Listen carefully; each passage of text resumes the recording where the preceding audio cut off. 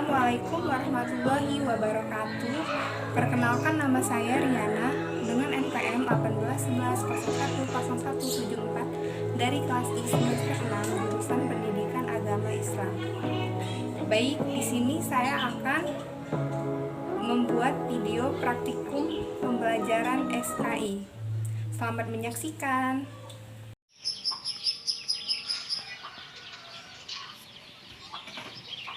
Assalamualaikum warahmatullahi wabarakatuh. Waalaikumsalam warahmatullahi wabarakatuh. Selamat pagi anak-anak. Pagi.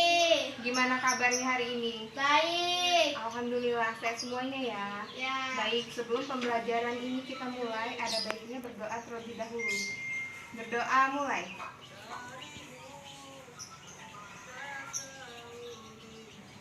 Berdoa selesai. Baik, sebelum kita memulai pembelajaran, Ibu absen terlebih dahulu ya. Ya. Naira, Absen. hadir ya. Maya, hadir ya. Rizky, Sakit. kalau sakit kita doakan semoga dia cepat sembuh ya. Ya. Naura, Pagi. ya. Baik.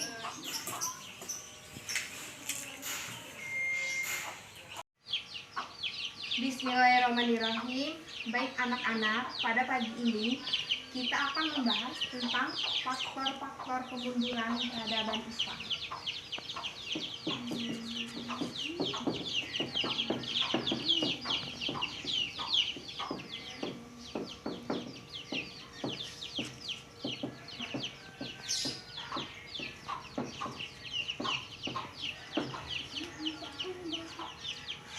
Baik, sebelum Ibu membahas faktor-faktornya, di sini apakah kalian ada yang mengetahui apa saja faktor-faktor kemunduran peradaban Islam? Ada yang tahu? Baik, sedikit Ibu jelaskan ya. Sebelum Ibu membahas tentang faktor-faktornya, Ibu akan menjelaskan tentang kemunduran peradaban Islam. Baik, dalam beberapa waktu kita dapat melihat umat Islam mengalami beberapa fase. Di antaranya, di mana dijelaskan sastrawan membagi menjadi 5 fase. Ada yang tahu apa aja 5 fase itu? Ada yang tahu? Tidak. Baik, Ibu akan jelaskan ya. 5 fase itu terdiri dari yang pertama, di mana fase kemajuan Islam. Yang kedua, fase disintegrasi. Yang ketiga, fase kemunduran. Yang keempat itu fase kerajaan besar. Sedangkan yang kelima, fase kebangkitan Islam. Perlu kalian ketahui ya. Ya. Baik Ibu.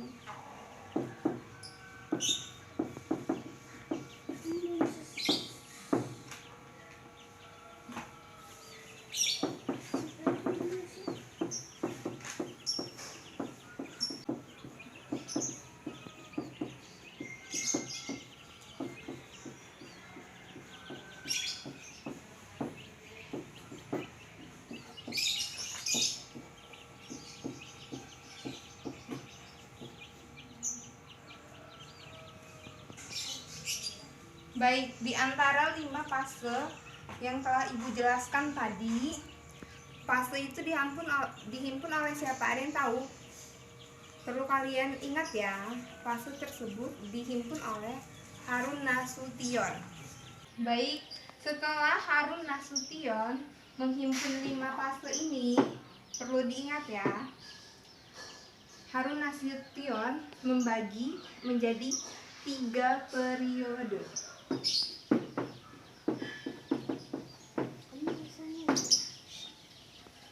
Menjadi 3 periode, di mana yang pertama itu periode klasik. Periode klasik ini terjadi pada tahun 650 sampai tahun 1250 Masehi. Dan pada periode klasik ini membagi dua bagian. Yang pertama itu bagian masa kejayaan peradaban Islam pada tahun 650 sampai dengan 1000 Masehi, karena terjadi ekspansi dan disintegrasi atau penyatuan wilayah. Sedangkan bagian yang kedua yaitu masa disintegrasi, di mana umat Islam mengalami pecah belah politik kerajaan.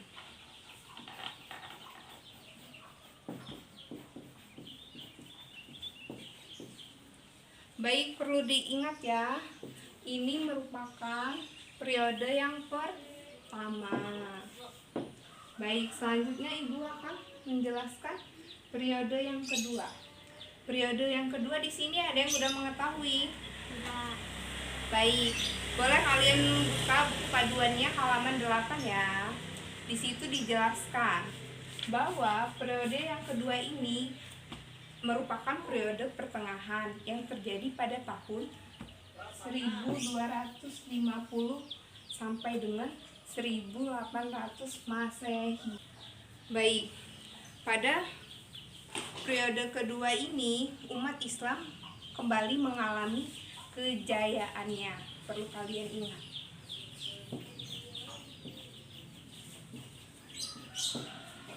Baik, selanjutnya periode yang ketiga. Periode ketiga ini apa sih? Terjadi pada tahun berapa? Jadi pada tahun 1500 sampai dengan 1700 Masehi. Pada periode ketiga ini, periode ketiga terjadi pada tahun 1500 sampai dengan 1700 Masehi. Perlu kalian ketahui ya anak-anak, pada periode ini merupakan masa kemunduran peradaban Islam. Meskipun tadi awalnya di periode pertengahan tadi atau periode pertama tadi mengalami kemajuan. Selanjutnya, setelah Ibu menjelaskan periode-periodenya, Ibu akan menjelaskan apa tadi di sini kan ada fase 3 kerajaan besar ya. 3 kerajaan besar. 3 kerajaan besar ini terdiri dari apa aja? Ada yang tahu di sini? Tidak. Baik, perlu kalian ingat ya. Yang pertama ini adalah kerajaan Turki Utsmani. Sedangkan yang kedua yaitu kerajaan Safawi di Persia, dan yang ketiga kerajaan Mughal di India. Perlu kalian ingat ya yang telah Ibu sampaikan. Dari 3 kerajaan besar tersebut kemudian mengalami keruntuhan.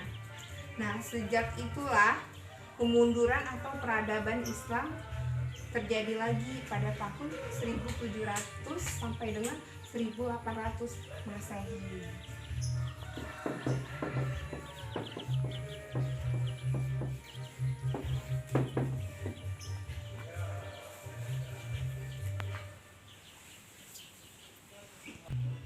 Baik, perlu kalian ketahui ya, masa kemunduran peradaban Islam itu terbagi menjadi 2, yaitu pada tahun yang pertama itu tahun 1000 sampai dengan 1250, sedangkan yang kedua itu terjadi pada tahun 1700 sampai dengan 1800 Masehi.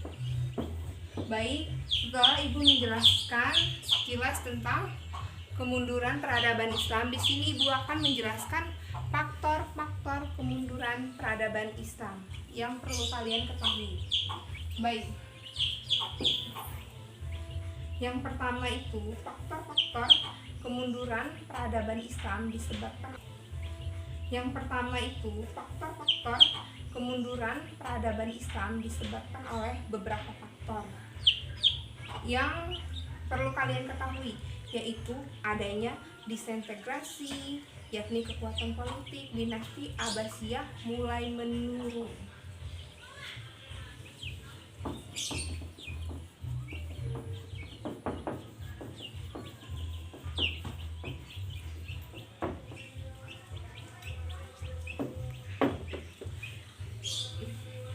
Setelah faktor disintegrasi, yang kedua itu adanya serangan dari luar. Perlu kalian ketahui ya.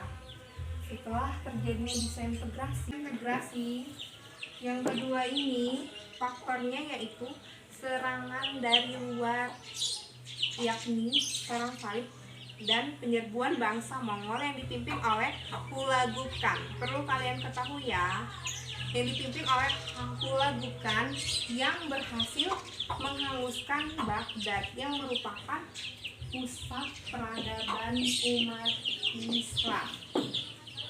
Selain itu, karena Baghdad juga merupakan pusat peradaban yang kaya dengan ilmu pengetahuan, sehingga serangan Mongol ke Baghdad tidak tanggung-tanggung.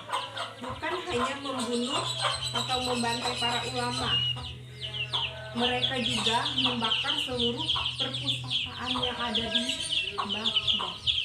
Selain itu, mereka pula mencuri buku-buku dan kitab-kitab keilmuan Islam. Kemudian mereka simpan dan mereka pakai untuk dikembangkan di negaranya. Perlu kalian ingat ya anak-anak. Selanjutnya itu faktor yang ketiga. Faktor yang ketiga ini yaitu pintu istihad tertutup untuk kalangan umat muslim. Selanjutnya yang keempat ini, faktor yang keempat yaitu perselisihan antara Arab Persia dan Turki. Faktor yang keempat itu ya perlu kalian ingat. Selanjutnya yang kelima itu adanya sentimen atau mastabiyah atau perbedaan mazhab yang terlalu fanatik sehingga menyebabkan terjadinya faktor tersebut. Selanjutnya yang keenam yaitu terjadinya krisis ekonomi sehingga menyebabkan kemunduran peradaban Islam. Yang ke-8 itu adanya konflik antara kerajaan Islam yang beragama Shamanisme, kekuatan politik Islam mengalami kemunduran yang luar biasa sehingga tidak bisa bersatu dan saling memerangi mereka. Faktor yang kesembilan yaitu peradaban muslim mulai tertutup terhadap perubahan.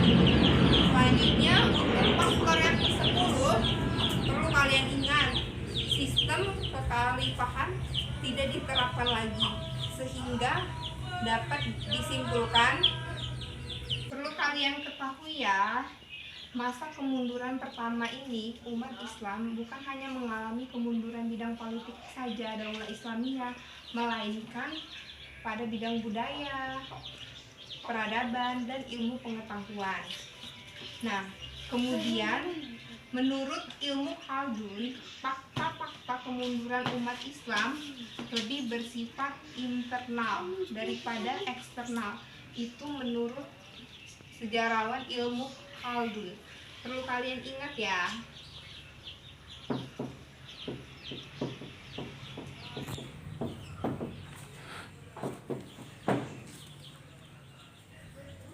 Baik, setelah itu suatu peradaban dapat runtuh karena yang pertama itu timbulnya materialisme. Jadi timbulnya materialisme yaitu kegemaran penguasa dan masyarakat menerapkan kehidupan malas yang disertai dengan bermewah-mewahan. Selanjutnya yang kedua, tindak korupsi.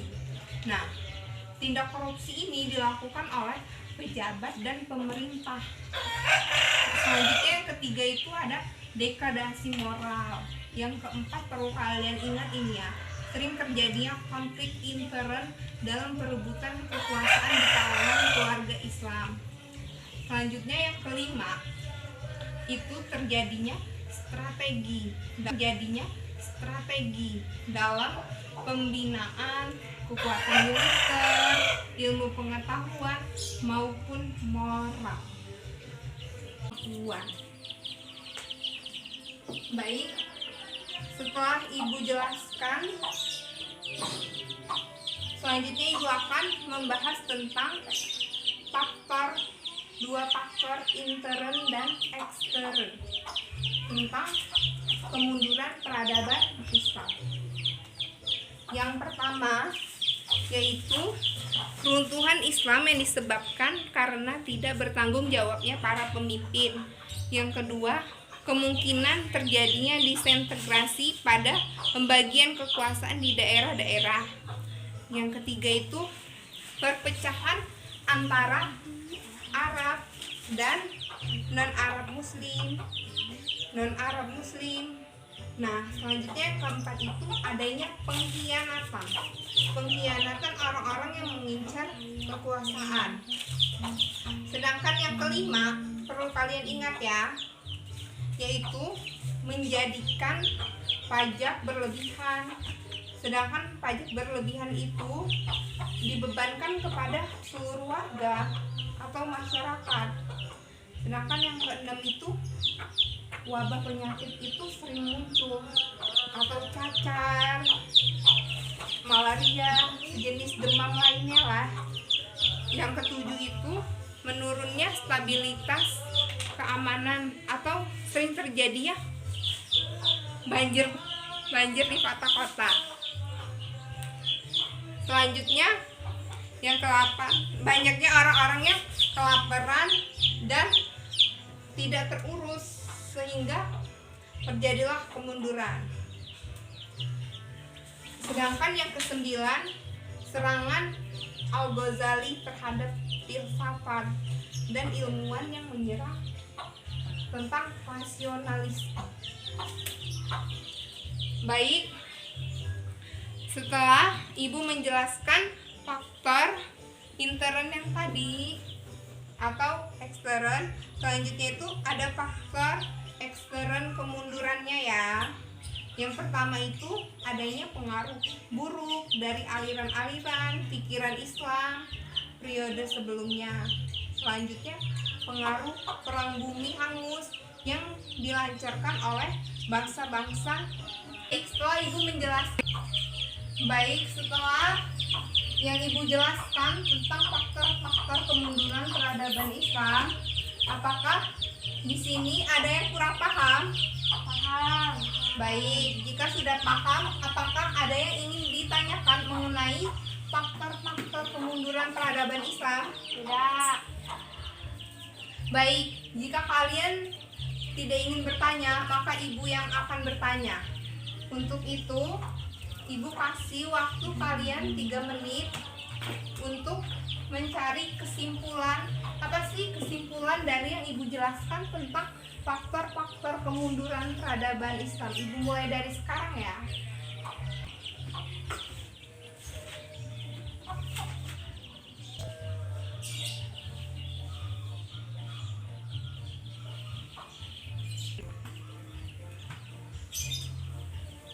Baik ya anak-anak, waktu sudah menunjukkan 3 menit.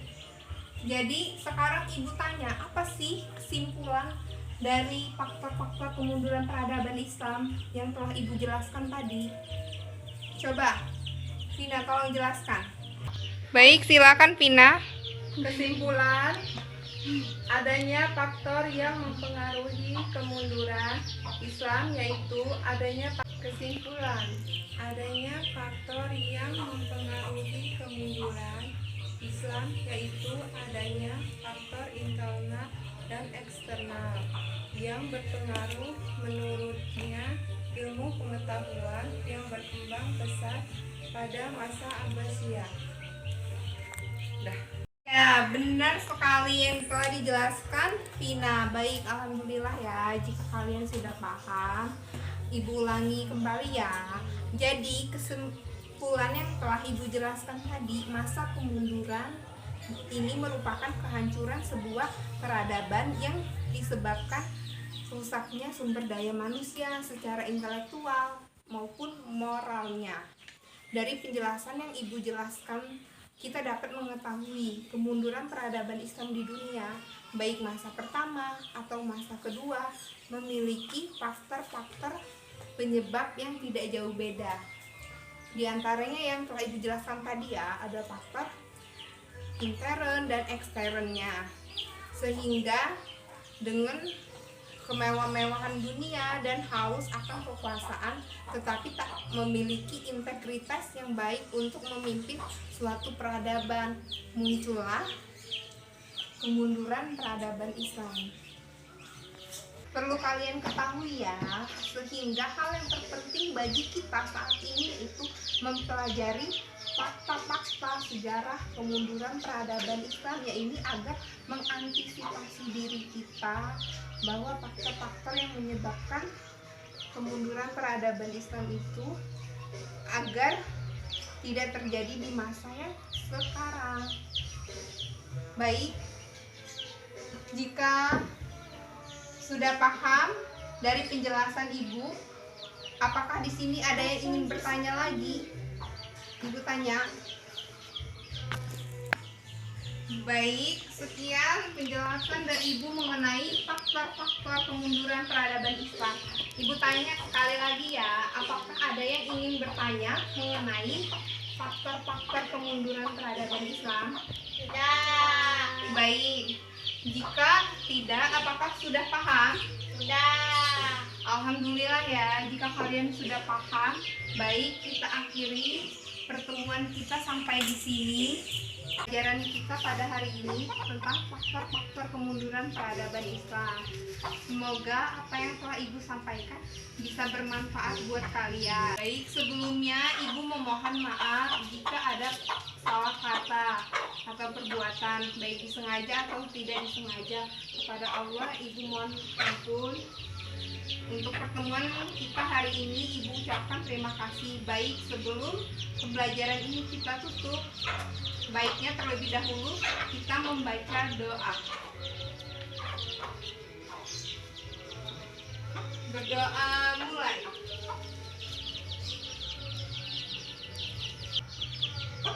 Selesai. Baik, Ibu akhiri ya pertemuan kita pada pagi ini.